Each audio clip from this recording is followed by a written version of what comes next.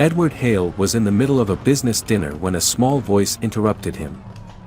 "Excuse me, sir." He turned to find a little girl with bright blue eyes staring up at him. She hesitated, then lifted her wrist, revealing a birthmark identical to his own.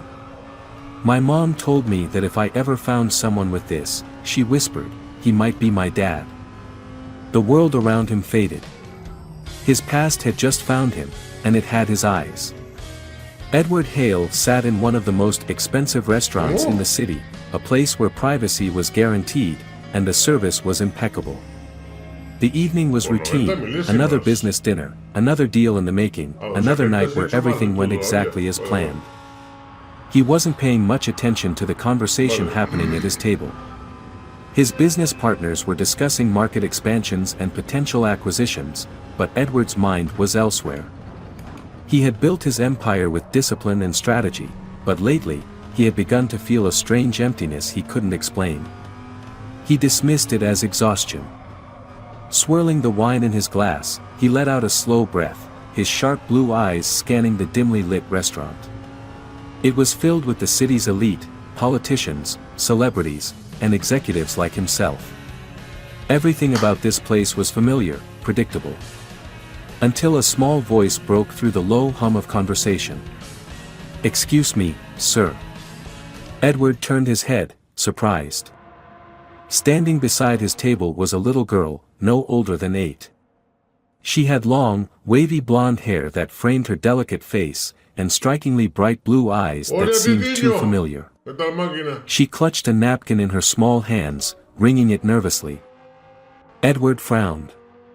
It wasn't unusual for wealthy families to bring their children to high-end restaurants, but something about this girl was different. She wasn't accompanied by anyone. He glanced around, expecting to see a frantic parent rushing over, but no one came. "Are you lost?" he asked, his voice even but laced with curiosity. She hesitated before shaking her head. "No." "Where are your parents?" She hesitated again. Then, slowly, she extended her small hand toward him. And that was when he saw it. A birthmark. Not just any birthmark, asterisk his asterisk birthmark. The same distinct shape, in the same exact spot on her wrist as the one on his own arm. His breath caught in his throat. The restaurant faded into the background. The voices around him blurred. The little girl's blue eyes locked onto his, searching, waiting. Then she spoke again, her voice soft but unwavering. "My mom told me that if I ever met someone with the same birthmark as me, I should tell him." Edward's fingers tightened around his wine glass. His heart pounded in his chest. "Tell him what?" he asked, his voice quieter now. She swallowed, then whispered the words that shattered his world. "That you might be my dad." Edward stared at the girl, his grip tightening around the stem of his wine glass. His mind struggled to process what he had just heard. The words felt surreal, impossible. His daughter? No. It had to be a mistake. He studied her face, searching for something familiar beyond the birthmark. Her blonde waves, her bright blue eyes, there was something undeniable about them. A resemblance he couldn't ignore. The restaurant around him faded into distant noise. The men at his table had gone silent, sensing something unusual, but Edward didn't acknowledge them. His entire focus was on the little girl standing in front of him, waiting for a response. "What did you say?" he asked, his voice lower now, more controlled. The girl hesitated, shifting her weight from foot to foot. She glanced down at the napkin in her hands, as if gathering courage. "My mom told me that if I ever saw someone with this birthmark," she said, lifting her small wrist again, "I should tell him, because it might mean he's my dad." Edward inhaled deeply, his mind racing. There was only one person who could have told her that. "Who is your mother?" he asked, though he already knew the answer. The girl's lips pressed together for a moment before she spoke. Lillian Brooks. The name hit him like a punch to the gut. He hadn't heard it in years, but it was a name he would never forget. Lillian had been someone special once, someone who had loved him despite his flaws. But he had walked away, convinced that love and family would only slow him down. He had chosen ambition. And now, standing in front of him, was the consequence of that choice. Edward pushed back his chair and stood, towering over the small child. His heart pounded, but his expression remained unreadable. "Where is your mother now?" The girl lowered her gaze. Her small fingers tightened around the napkin. She died last month." Edward's chest tightened. Lillian was gone. He hadn't seen her in years, hadn't thought about her in just as long, and now he would never see her again. The finality of it hit him harder than he expected. He exhaled, steadying himself. He couldn't afford to lose control, not here, not now. His attention returned to the girl. His daughter. "What's your name?" he asked. She lifted her gaze, her bright blue eyes full of something he couldn't quite define. "Emily," she said softly. The name echoed in his mind, foreign and familiar all at once. Edward glanced around the restaurant. People were starting to notice the scene. He didn't want to have this conversation here, under the curious eyes of strangers. He looked back at Emily. "Come with me," he said, his voice firm but not unkind. She hesitated for a moment, then nodded. Edward placed a hand on her small shoulder, guiding her toward the exit. His business dinner was over. His entire life had just changed. Edward led Emily out of the restaurant, his mind still spinning. The valet handed him his keys without question, and he opened the door to his sleek black car, motioning for her to get inside. She hesitated only for a moment before climbing in, clutching the seatbelt with small fingers as if unsure of what to do next. He settled into the driver's seat, gripping the steering wheel tightly before glancing at her. She looked so small in the large leather seat, her blue eyes darting between him and the unfamiliar surroundings. "Where have you been staying?" he asked as he pulled out onto the road. Emily shifted in her seat. "With Miss Karen. She's our neighbor. She took me in after," she trailed off, gripping the hem of her dress. "But she said I can't stay forever." Edward exhaled through his nose, gripping the wheel tighter. The idea that his daughter, his child, had been left in the hands of a neighbor after her mother's death made something deep inside him twist. Lillian should have told him. He should have known. He forced himself to keep his voice even. "And before that? Did your mother ever mention me?" Emily hesitated. "She told me you were important. That you were busy. She said, you had your own life." Edward clenched his jaw. He could hear Lillian saying those words, softening the truth so Emily wouldn't grow up resenting a man she had never met. She should have told him. He swallowed the frustration rising in his chest. "Did she ever say why she didn't tell me about you?" Emily shook her head. "No. She just said you weren't ready back then." The words hit harder than he expected. He wanted to argue, to deny it, but deep down, he knew it was true. 8 years ago, he wouldn't have known what to do with a child. He had barely known how to take care of himself back then, too consumed with his career to consider anything else. But now, sitting in the car with his daughter, his daughter, everything felt different. He glanced at her again. "Do you have anything with you? Clothes, toys?" Emily shook her head. "Miss Karen packed a small bag, but I left it there. I didn't know if you'd want me to come with you." Her voice was quiet, unsure, and something about the way she said it made Edward's stomach tighten. "Of course, I want you with me," he said, more firmly than he intended. Emily's head turned toward him, her blue eyes wide with something unreadable. He cleared his throat, trying to shake the unfamiliar weight pressing against his chest. "We'll go pick up your things tomorrow. Tonight, you'll stay with me." She nodded but didn't say anything. The rest of the drive was silent, but it wasn't uncomfortable. Emily watched the city lights blur past her window, her small hands folded in her lap. When they pulled up to his house, a sleek, modern mansion nestled in the quiet outskirts of the city, Emily's mouth parted slightly. "This is where you live?" she asked, her voice barely above a whisper. Edward glanced at the large house, its perfectly manicured lawns and towering windows reflecting the soft glow of streetlights. He had never really thought about it before, but yes, it was big. Cold. Designed for a man who had never expected to share his space with anyone. "Yes," he said simply.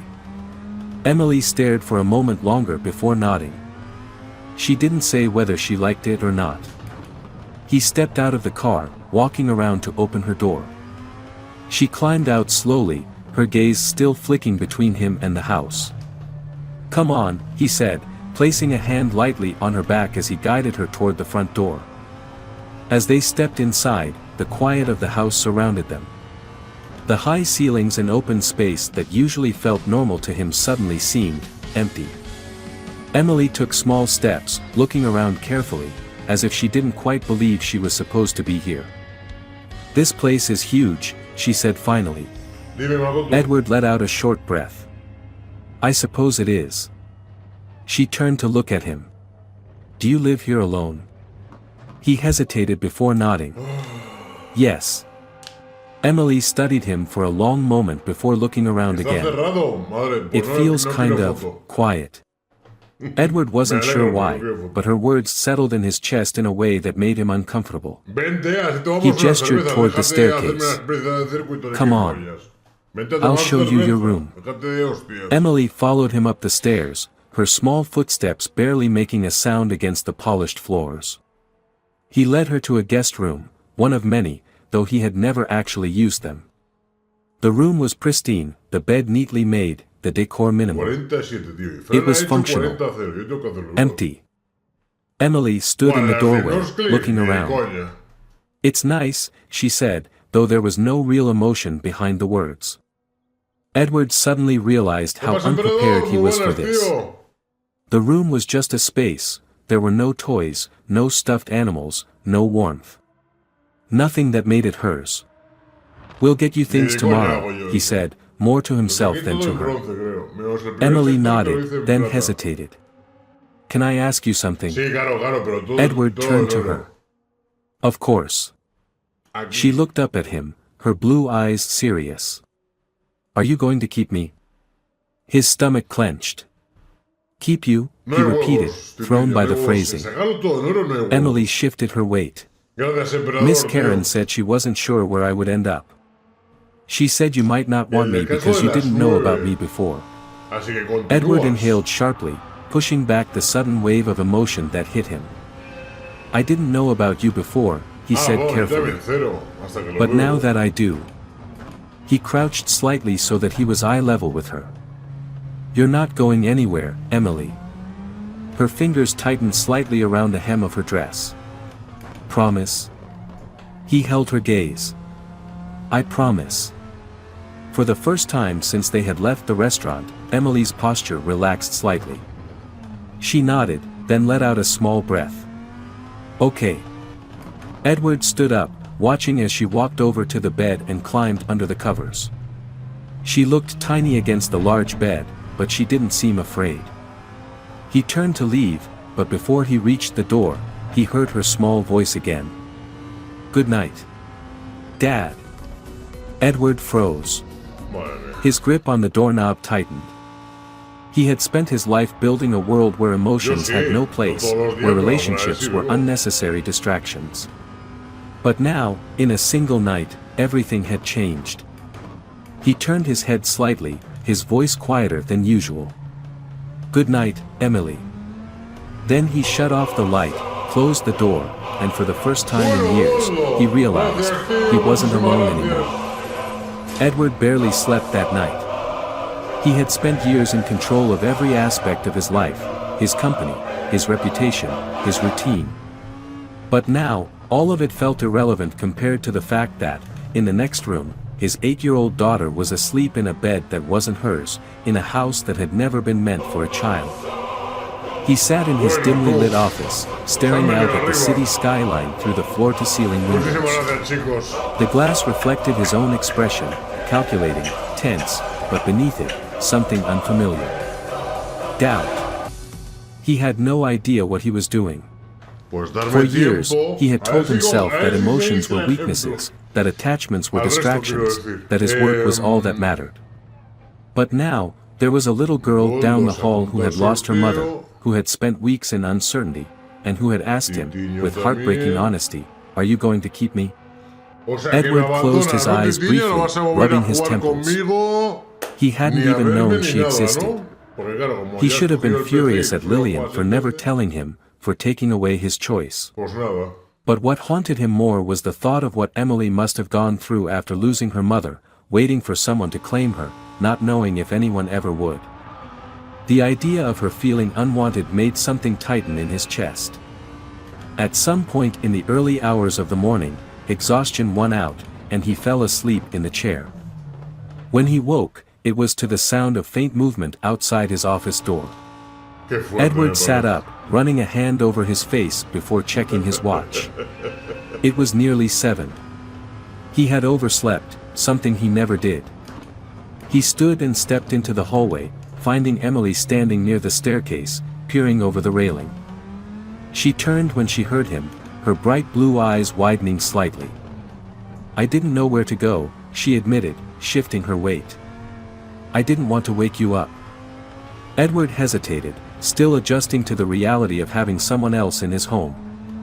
"You can wake me if you need to," he said, his voice rougher than he intended.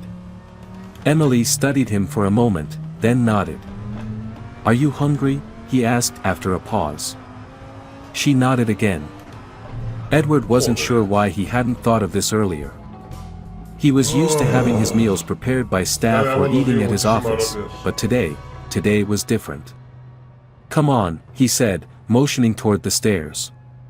She followed him quietly as they made their way to the kitchen. The space was modern and sleek, with stainless steel appliances and marble countertops, more of a showroom than anything that had ever been lived in.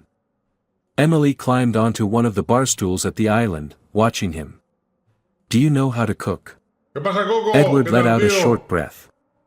"Not really." Her lips pressed together, as if she was trying not to smile. "Mom was really good at it." He paused at the fridge, glancing at her over his shoulder. "What did she make for breakfast?" Emily's fingers traced patterns on the counter. "Pancakes, mostly." She said they were easy. Edward pulled open the fridge, scanning the shelves. He found eggs, milk, and a box of pancake mix. He could do this.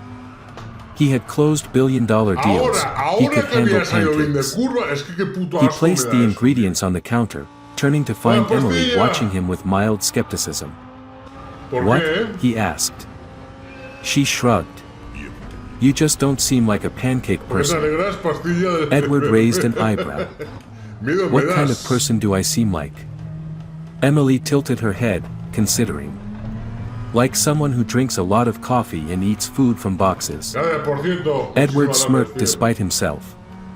Not far off. He turned his attention to the mixing bowl, following the instructions as best he could. Emily rested her chin in her hands, clearly entertained by his effort. When he poured the batter into the pan, she leaned forward slightly. "Don't flip it too soon, or it'll break." "Are you an expert?" She nodded solemnly. "I watched Mom do it a lot." Edward glanced at her. "Then you'll have to make sure I don't mess this up." Emily's blue eyes flickered with something unreadable.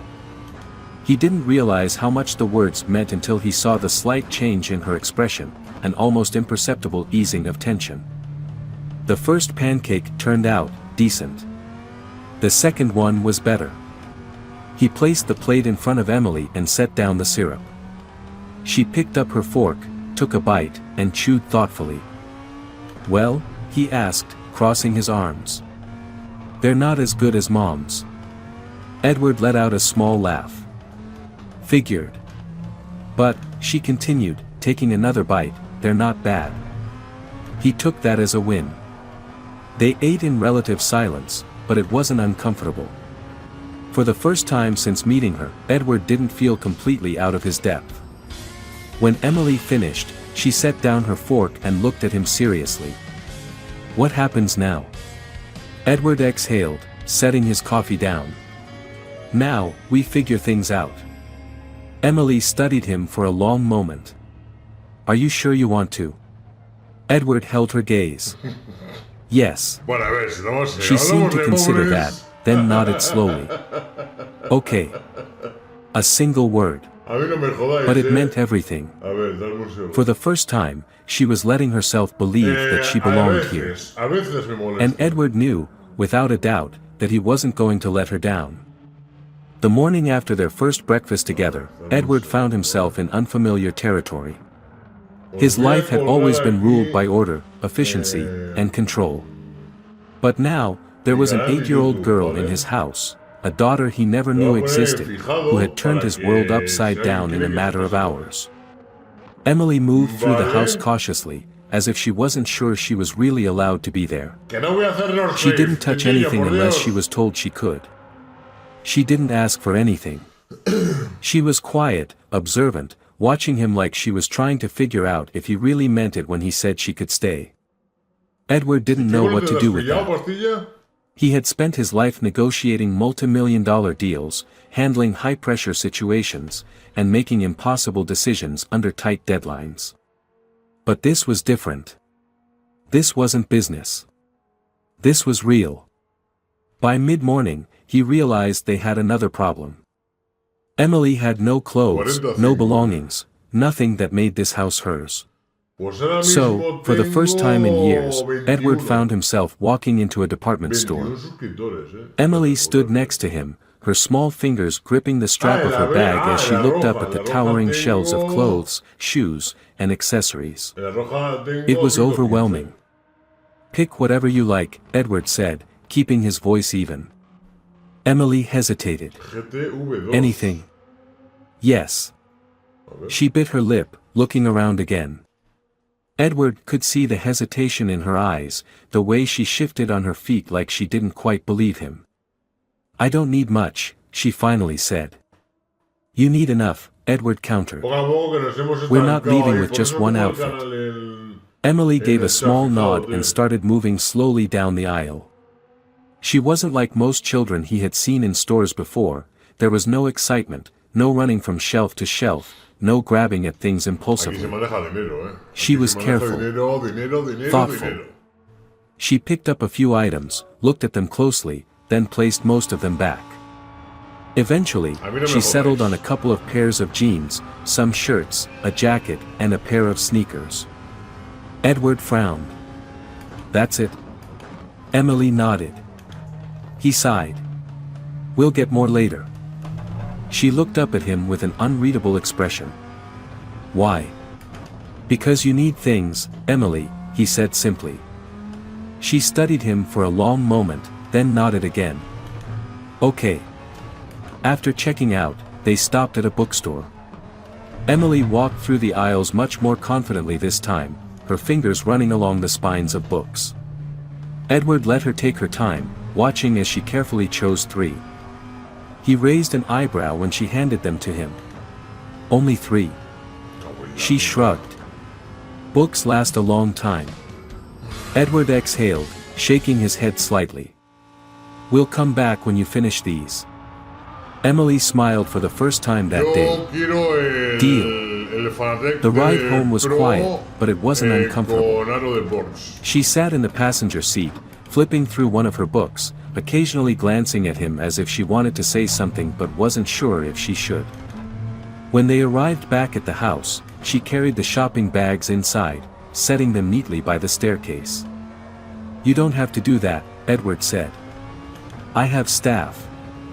I don't mind, Emily interrupted. She hesitated before speaking again. Mom always said you should take care of your own things. Edward wasn't sure why, but that hit him harder than he expected. He nodded. She was probably right. Emily gave him a small smile before grabbing her bags and heading upstairs to her room. Edward watched her go, exhaling slowly. He had never considered himself a father. He never thought he would have a child, never thought he would have to think about things like school, books, or how many outfits an 8-year-old needed. But now, standing in his own house, watching his daughter settle into a home that had never been meant for a child, he realized something. This wasn't just about allowing her to stay. This was about making sure she never felt like she didn't belong. And for the first time in his life, Edward Hale understood that some things were more important than business. Family was one of them. That evening, the house felt different. It was subtle, just a shift in the air, in the way the silence wasn't quite as heavy. Edward wasn't used to this feeling. His home had always been exactly that, his. Every detail had been designed for efficiency, for comfort, but not for warmth. Now, there was a child upstairs, a child who was his, and suddenly, the walls seemed less imposing. He found himself in his office, attempting to catch up on work, but the numbers on the screen blurred together. His mind kept drifting to Emily. Was she settling in? Was she feeling out of place? Did she need anything? The fact that he didn't know was what unsettled him the most. After a few minutes of trying and failing to focus, he pushed back his chair and stepped out into the hallway. He hesitated outside her door, unsure if he should knock or just walk away. Before he could decide, the door creaked open slightly. Emily stood there, looking up at him. She wasn't wearing the clothes she had picked out earlier, just a slightly oversized t-shirt that must have belonged to her mother. She held one of her new books in her hands, her fingers lightly gripping the edges. "Hi," she said. Edward cleared his throat. "Hi." She shifted on her feet. "I was going to read for a bit before bed." He nodded. "That's good." She hesitated. "Mom used to read to me sometimes." The words hung in the air between them. Edward felt the weight of them, the unspoken question beneath them. "I could read to you," he found himself saying, before he had even fully thought it through. Emily looked surprised, as if she hadn't expected him to offer. She studied him for a long moment, then nodded. "Okay." She walked back to her bed, climbing onto it and pulling the blankets over her legs. Edward followed, sitting in the chair beside her bed. She handed him the book, her blue eyes watching carefully as he opened it. He glanced at the title. It was a children's book, but one with a deeper message, something about courage and finding your way home. He started reading, his voice steady, though he wasn't sure if he was doing it right. Emily didn't interrupt. She just listened. By the time he reached the 3rd chapter, her eyelids had started to droop. She fought against it, struggling to stay awake, but eventually, her breathing evened out, and the book slipped from her hands. Edward sat there for a moment, watching her sleep. She looked peaceful, but there was still a slight crease in her brow, like she was afraid she might wake up and everything would be gone again.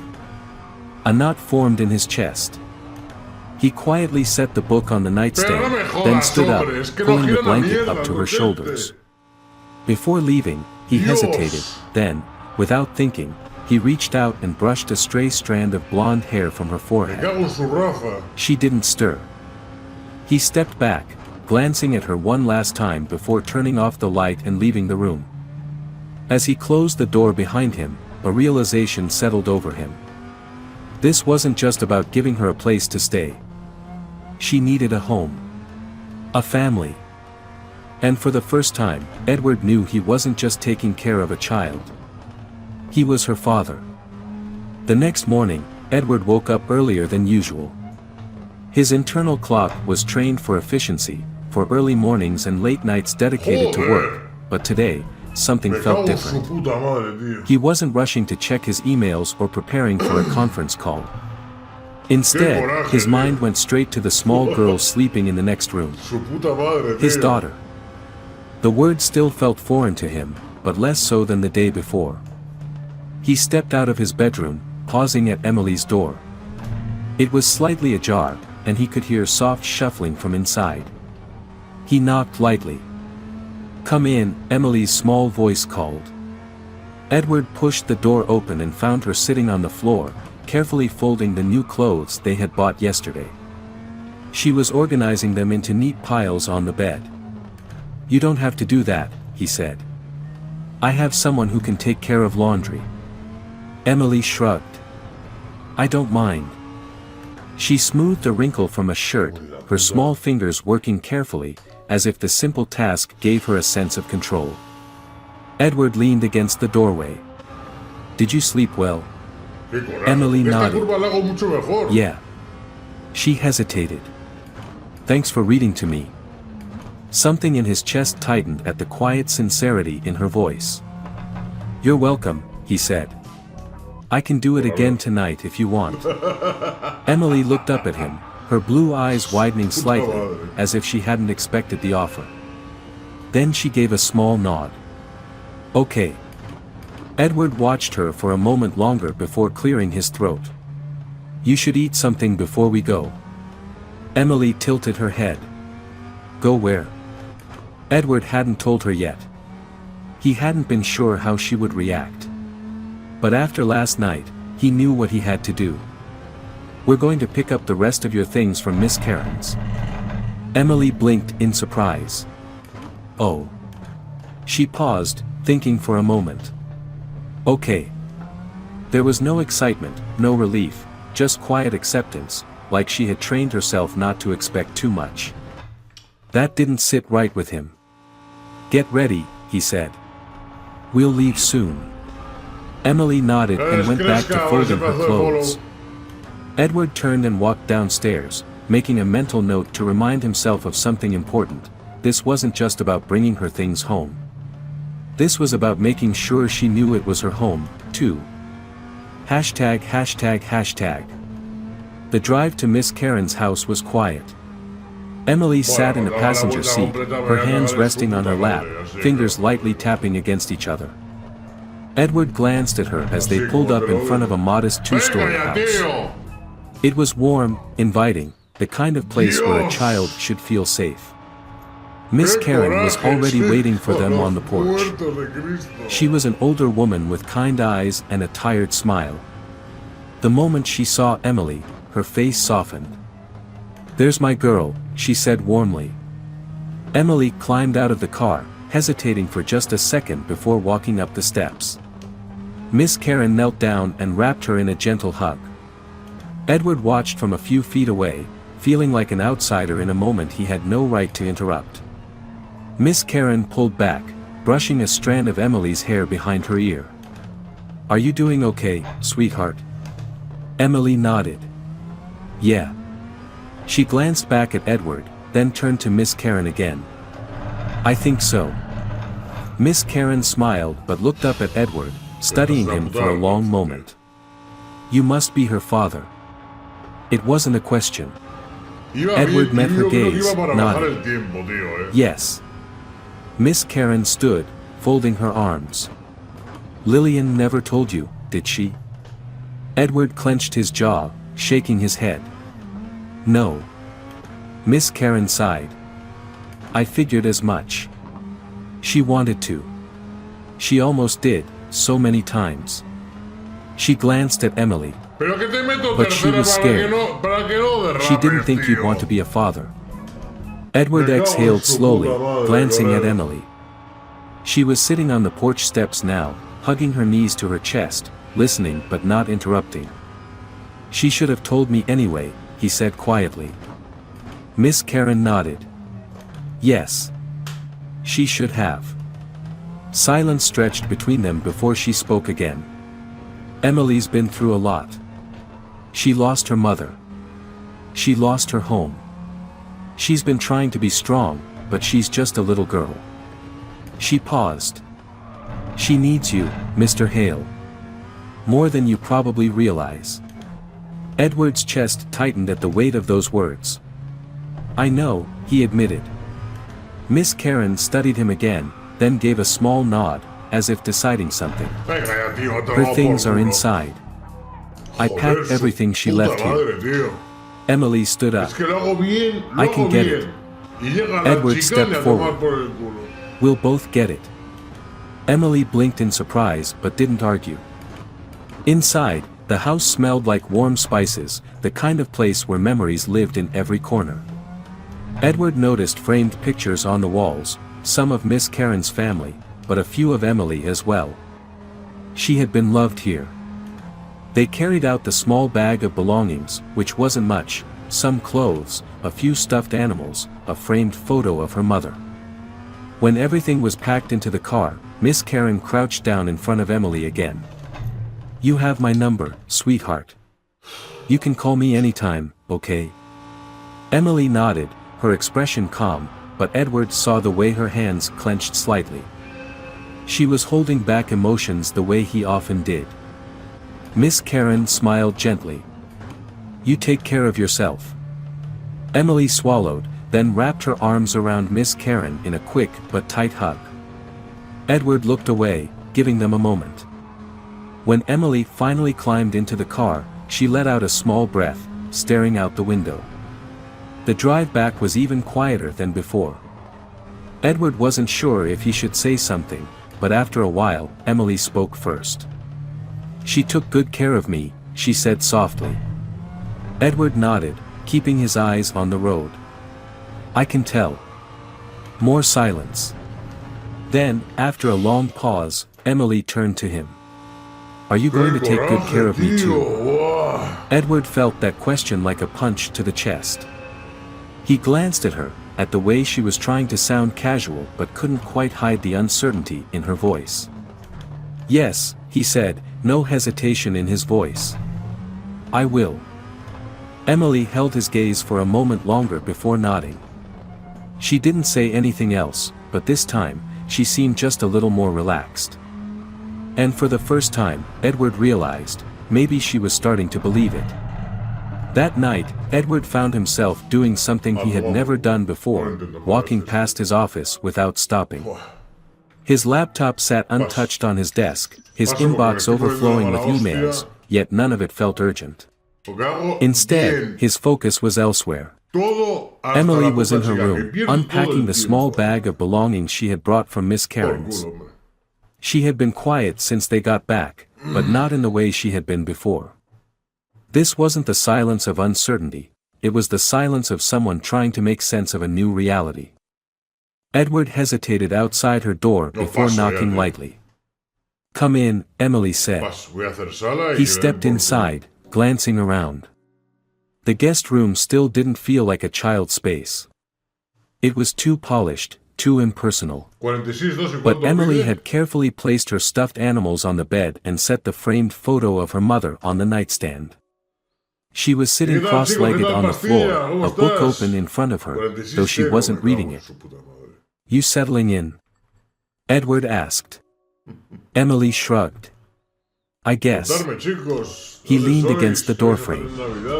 I was thinking, maybe tomorrow we could get some things for your room. Make it more yours. Emily looked up, her blue eyes filled with something hesitant.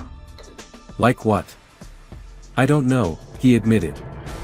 Whatever you want. A desk, new bedding, maybe some posters. Emily chewed her lip. I've never had my own room before. Edward frowned. You shared with your mom? She nodded. It was small, but it was nice.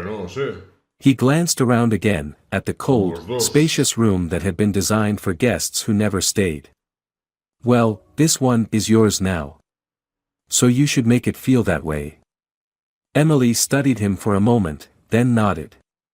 Okay. Edward exhaled. Good. She hesitated. Can we get paint? He raised an eyebrow.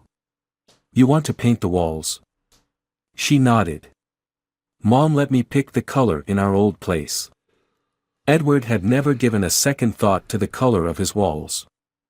They were neutral, understated, carefully chosen by an interior designer. But now, for the first time, he realized that his preferences didn't matter. What color? He asked. Emily tilted her head, thinking. Blue. Edward smirked slightly. Figures. Emily's lips twitched, like she was holding back a smile. They stood there for a moment in silence before she spoke again. "Are you still going to read to me tonight?" Edward blinked. He had offered once, but he hadn't expected it to become a habit. Yet now, as he looked at her, waiting for his answer, he realized he didn't mind. "Yes," he said. "Pick a book." Emily nodded and reached for the one she had been holding earlier, climbing onto her bed.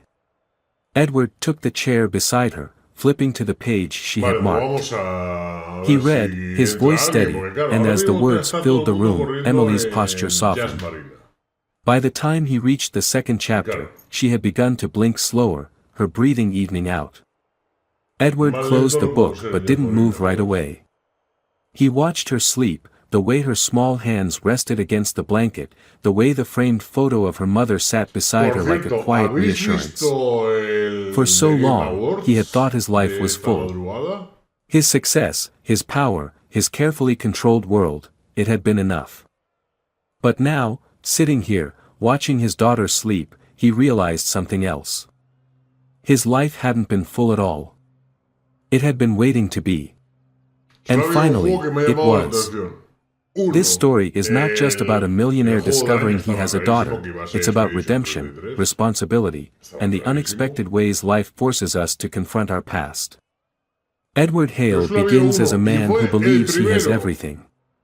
He has power, wealth, and control over his world. But in reality, he is alone, his life carefully structured to avoid emotional ties. When Emily appears, everything he thought he knew about himself begins to unravel. What makes this story powerful is not just Edward's realization that he has a daughter, but his gradual transformation into a father. He doesn't change overnight. There are doubts, mistakes, and moments of hesitation.